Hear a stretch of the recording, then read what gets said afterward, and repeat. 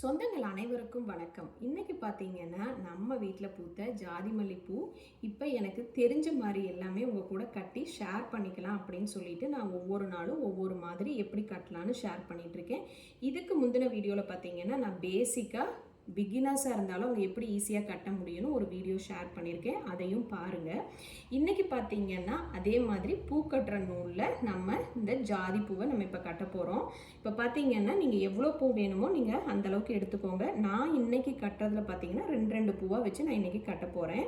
So first இந்த மாதிரி நம்ம பேசிக்காக எப்பவும் கட்டுற மாதிரி கீழே ஒரு சுற்றி இதே மாதிரி எப்பவும் நம்ம பண்ணுவோம் இல்லைங்களா, அதே மாதிரி ஒரு நாட் போட்டுக்கோங்க.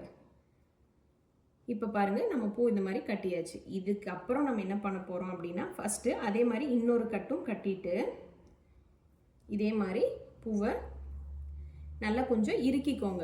இதுக்கு அடுத்ததாக பார்த்தீங்கன்னா கொஞ்சம் இறுக்கிட்டு அதுக்கப்புறம் நீங்கள் இந்த நாட்டை பண்ணும்போது பூ பார்த்தீங்கன்னா நல்லா நம்மளால் டைட்டாக கட்ட முடியும். இப்போ இதை அப்படியே இந்த மாதிரி ரொட்டேட் பண்ணிக்கோங்க. இப்படி கட்டிகிட்டு இருந்தோம், இதை அப்படியே திருப்பி இப்போ இந்த பக்கம் கட்ட ஆரம்பிப்போம். இப்போ இந்த பக்கம் பார்த்தீங்கன்னா நான் கட்டிட்டேன். இதைவே திருப்பியும் இதை ஃபஸ்ட்டு இப்படி கட்டியாச்சு, இப்போ இதை திருப்பிக்கோங்க.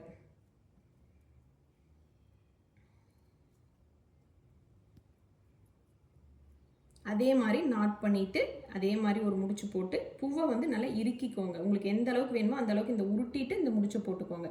இப்போ பாருங்கள், நம்ம இந்த மாதிரி கட்டும்போது என்ன ஆகுது அப்படின்னா, நம்மளுடைய பூ வந்து எந்த ஒரு கேப்பும் இல்லாமல் நம்ம அழகாக இந்த மாதிரி கட்டலாம். இங்கே பாருங்கள், நான் இப்போ ஒரு 3 பின்னல் தான் பின்னியிருக்கேன். அதுக்குள்ளே நம்மளோட பூ பார்த்தீங்கன்னா நல்லா அடர்த்தியாக தெரியும். ஸோ இந்த மாதிரி நம்ம திருப்பி இந்த பக்கம் இப்போ அடுத்தது இந்த எந்த பக்கம் கட்டணுமோ அதனோட ஆப்போசிட் சைடில் திருப்பி வச்சு இப்போ அடுத்தது கட்டலாம். ஸோ இதே மாதிரி பார்த்தீங்கன்னா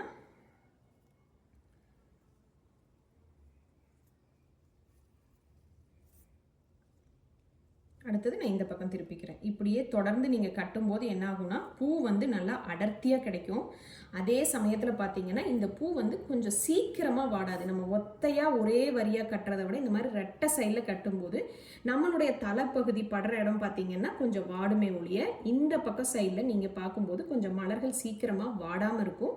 அதே சமயம் நம்மளுடைய பூ பார்த்தீங்கன்னா நல்லா அடர்த்தியாக இங்கே பாருங்கள் நல்லா நம்ம டைட்டாக கட்ட முடியும். இந்த மாதிரி கட்டும்போது கண்டிப்பாக இந்த மாதிரி நீங்களும் கட்டி பாருங்கள். கட்டிட்டு இது எப்படி இருந்தது அப்படின்னு மறக்காமல் கமெண்ட் பண்ணுங்கள். பாருங்கள், இந்த பூ பார்த்தீங்கன்னா நல்லா கோர்த்த அளவுக்கு அழகாக வரும். நீங்கள் இந்த மாதிரி திருப்பி கண்டிப்பாக கட்டி பாருங்கள். வீடியோ பிடிச்சிருந்தா லைக் பண்ணிக்கோங்க. மிக்க நன்றி.